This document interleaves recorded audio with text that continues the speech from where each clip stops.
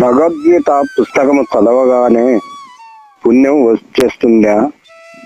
రాజు చదివిన దాన్ని అర్థం చేసుకొని దానిని ఆచరణలో పెట్టినప్పుడే పుణ్యము పురుషార్థము దక్కుతాయి. భగవంతుని దయ వలన ఇంతవరకు మనము మహోత్కృష్టమైన భగవద్గీతను చదువుకున్నాం.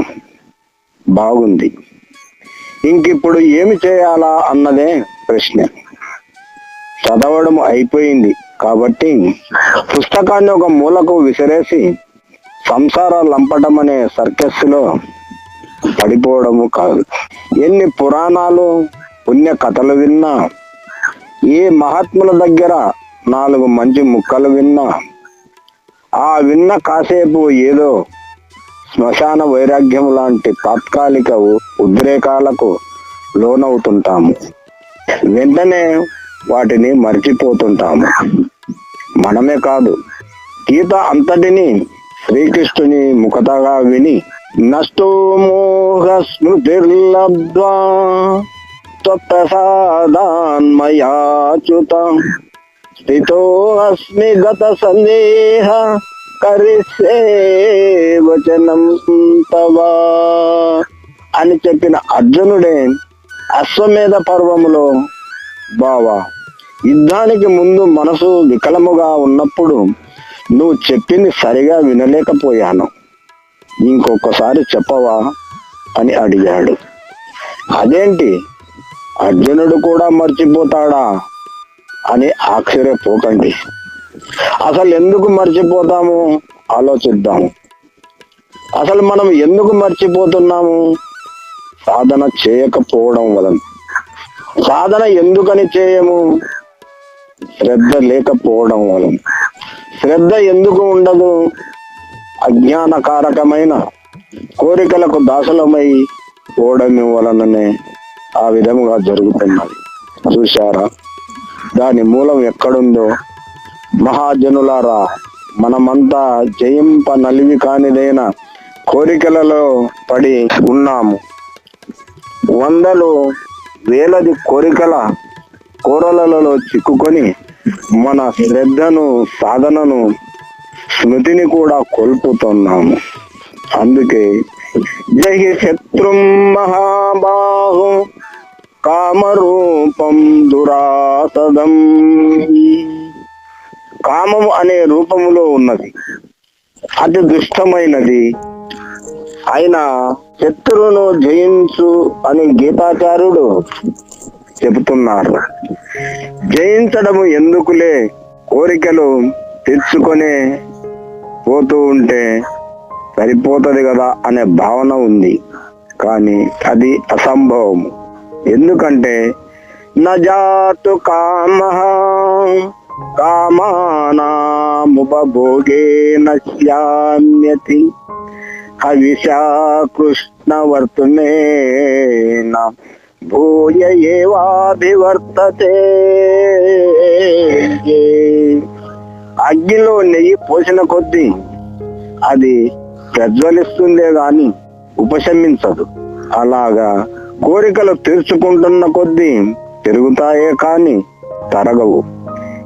ఇంద్ర పదవి లభించిన అధికార వాంఛ ముగియదు. మంచి ఉద్యోగము రావాలని, పెళ్లి చేసుకోవాలని, పిల్లల్ని కనాలని, ఇతర దేశాలు వెళ్ళాలని, కోటీశ్వరునిగా కావాలని, ఇలా ఎన్ని కోరికలో చెప్పలేము. ఆదిశంకరుల వారు ఇలా అంటున్నారు: దినయామిన్యా సాయం ప్రాతః శిశిరవసంతౌ పునరాయతః కాలః క్రీడతి గచ్ఛత్యాయుః తదపి న ముంచత్యాశాపాశ.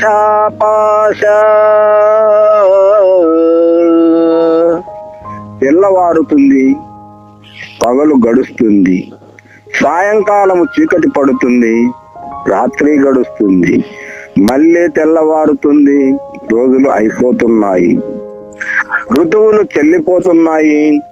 కాలము ఆడే పెరుగు తరుగు ఆటలలో వయసు పెరుగుతుంది, ఆయు తరుగుతుంది. అయినా సరే ఆశలనే బంధనము మాత్రము వదలటం లేదు. అందువలన కోరికలు తీర్చుకొని వదులుకోలేము, విడిచివేయడమే మంచిది.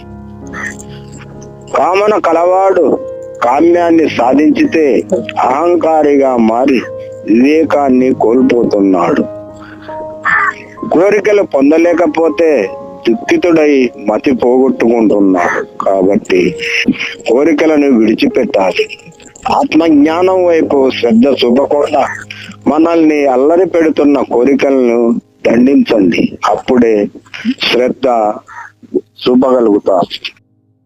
శ్రద్ధావాన్ లభతే జ్ఞానం, శ్రద్ధ గలవానికి మోక్షము లభిస్తుంది అన్న గీతావాక్యాన్ని స్మరించండి.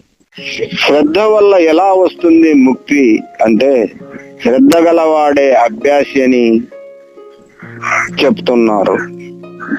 అభ్యాసేన తు కౌంతేయ వైరాగ్యేన చ గృహ్యతే. అభ్యాసం వల్లనో వైరాగ్యం వల్లనో తప్ప మనసును నిగ్రహించలేము. మనకు బ్రతుకు పట్ల విసుగు కలుగుతుంది కానీ విరక్తి కలగడం లేదు. అందువల్ల అభ్యాసము చేతనైన వైరాగ్యానికి ప్రయత్నించాలి.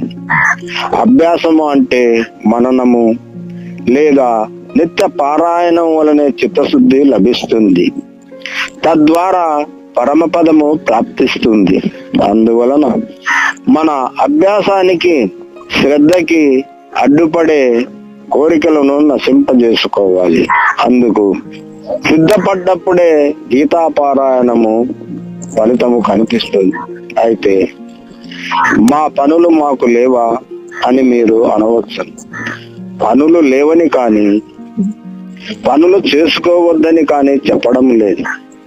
రోజుకు ఒక అధ్యాయమైన గీతను పారాయణము చేయమని ప్రబోధిస్తున్నారు. కనీసం ఒక్క శ్లోకమైన మననము చేసుకోవలసినదిగా ప్రార్థిస్తున్నాము. ఉద్యోగము, ప్రమోషను వంటి లౌకిక వ్యవహారము కాదు ఇది. పారమార్థిక ప్రాప్తి కోసము ఎవరికి వారే నడుము కట్టుకోవాలి. ఉద్ధరేదాత్మ ఆత్మానం, తనను తానే ఉద్ధరించుకోవాలనే గీత బోధిస్తుంది. ఇది గుర్తుంచుకోండి. తక్షణమే పారమార్థిక సాధనకై దీక్షాబద్ధులు కండి. పిల్లవాడికి ఉద్యోగం వచ్చాకనో, పిల్లకి పెళ్ళి అయ్యాకనో, మనవలు పుట్టాకనో అని చతికల పడిపోవద్దు. బ్రతికినంత కాలము ఏదో ఒక బాదరబంది ఉండనే ఉంటుంది. అన్ని తీరాకనే ఆత్మ విచారణ చేస్తానంటే కెరటాలు ఆగాక సముద్ర స్నానము చేస్తానన్నట్లు ఉంటుంది. కాలము గడిచిపోతుంది. ఉన్న కాలంలోనైనా ఉన్నతికి ఊర్ధ్వ గతులకు కృషి చేయండి.